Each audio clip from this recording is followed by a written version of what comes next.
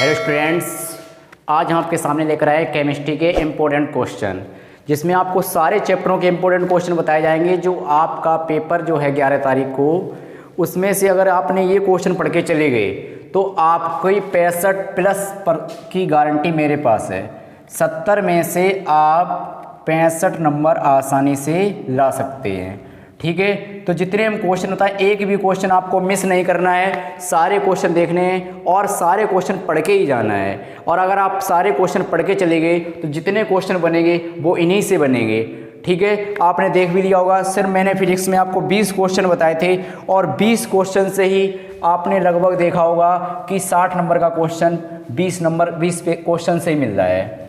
Clear है? तो हम आपको आज बताने जा रहे हैं केमिस्ट्री के मोस्ट इंपॉर्टेंट क्वेश्चन जो पेपर में अवश्य ही बनते हैं। हम आपको इसमें न्यूमेरिकल भी बताएंगे कि कौन से न्यूमेरिकल हर साल रिपीट होते हैं, और आपको रिएक्शन भी बताई जाएंगी कि रिएक्शन कैसी तैयार करनी है। तो हम पहला क्वेश्चन ले रहे हैं।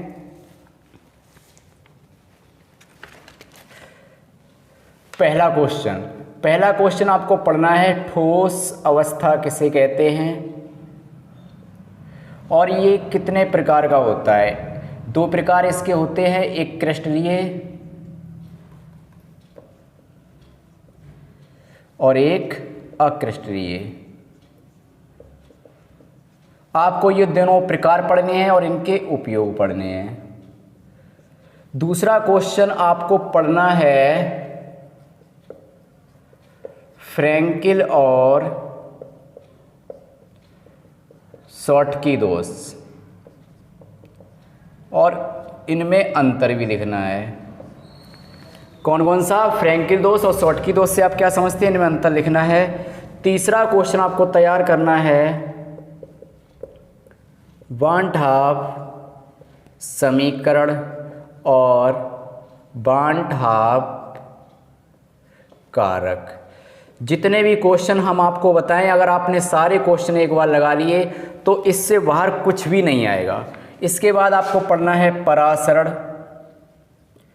और परासरण दाब। क्लियर है? नेक्स्ट क्वेश्चन आपको पढ़ना है बच्चों राउल्ट का नियम और हेनरी का नियम। पहला क्वेश्चन है ठोस अवस्था, इसके प्रकार उपयोग। दूसरा है फ्रैंकिल दोष और शॉटकी दोष, उनमें अंतर लिखना है। बांट हाफ समीकरण और बांट हाफ कारक पढ़ना है। उसका परासरण और परासरण दाब पढ़ना है। 2 नियम पढ़ने हैं, एक राउल्ट का नियम और एक हेनरी का नियम। नेक्स्ट क्वेश्चन है मोस्ट इंपॉर्टेंट क्वेश्चन, ये है अवक्रिया की कोटि विथ एग्जाम्पल देना है, और प्लस इसमें आपको इसके प्रकार पढ़ने हैं। प्रकार में आपको ज़्यादा नहीं, सिर्फ 2 पढ़ के चला जाना, शून्य और एक प्रथम कोटि। इन्हीं में 2 समीकरण, इनके सूत्र भी हैं, वेग स्थिरांक के समीकरण निकालना, वो भी आपको पढ़ के जाना है। क्लियर है? तो अब क्रिया की कोटि पढ़ना है, उसका प्रकार पढ़ लेने हैं 2-3। उसके बाद अधिकतर ये तो मिस नहीं करना है, एक शून्य कोटि की प्रक्रिया, एक प्रथम कोटि की प्रक्रिया, और इनके वेग स्थिरांक के लिए सूत्र, वेग स्थिरांक के लिए सूत्र। क्लियर है? नेक्स्ट क्वेश्चन आपको पढ़ना है आणविकता। आणविकता पढ़ने के बाद आप क्या करेंगे, आणविकता और अवक्रिया की कोटि में अंतर।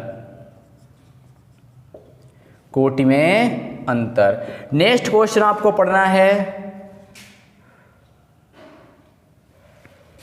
नेक्स्ट क्वेश्चन आपको 7वां क्वेश्चन पढ़ना है मेरे भैया, कोलाइडी विलयन। इनके जितने प्रकार हैं वो पढ़ लेने हैं और अनुप्रयोग पढ़ना है। प्रकार में आपको अधिकतर ये 2 पढ़ने हैं, एक द्रव स्नेही होता है और एक द्रव विरोधी होता है। क्लियर है? नेक्स्ट क्वेश्चन आपको पढ़ना है 8वां उत्प्रेरण। जितने प्रकार हैं वो सारे पढ़ने हैं, चाहे धनात्मक उत्प्रेरण हो, चाहे ऋणात्मक उत्प्रेरण हो, चाहे उत्प्रेरक विष हो, चाहे उत्प्रेरण एंजाइम उत्प्रेरण हो, सब पढ़ने हैं। इन जितने से प्रकार है वो सारे पढ़ने हैं। उसके बाद इसमें पढ़ना है आपको हार्डी सुलजे का नियम, और नेक्स्ट पढ़ना है अपोहन। अपोहन दो होते हैं, एक होता है वैद्युत अपोहन, तो ये दोनों पढ़ लेने हैं।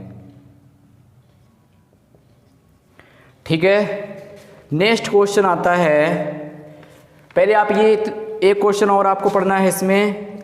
नेक्स्ट क्वेश्चन,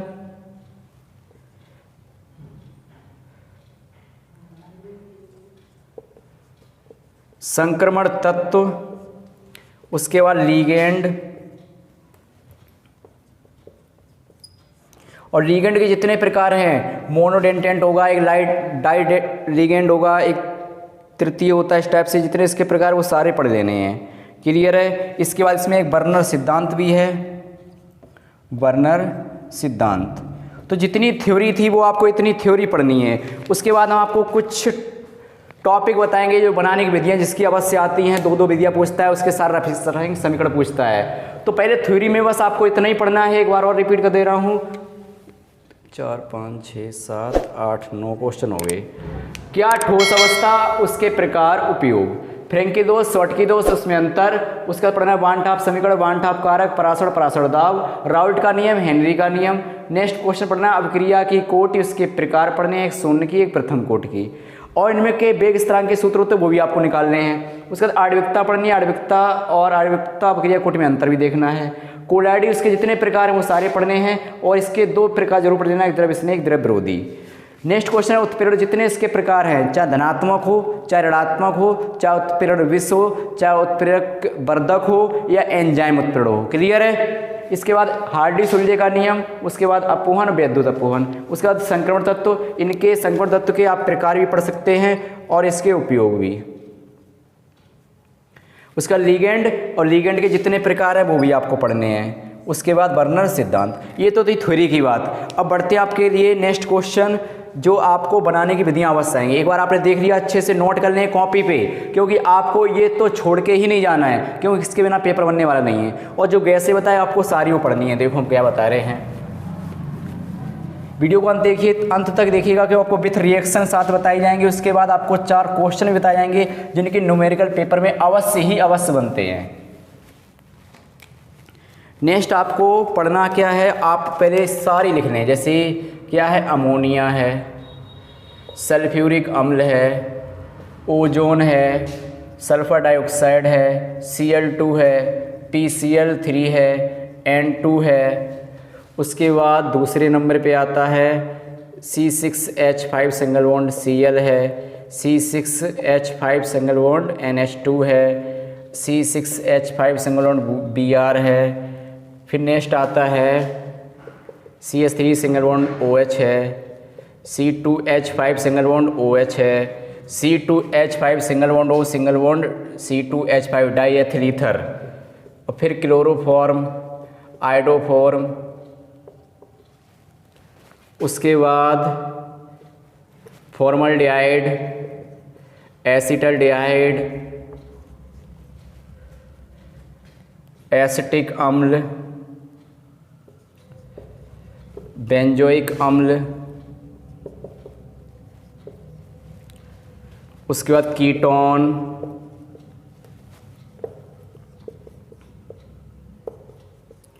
उसके बाद एथिल एमीन।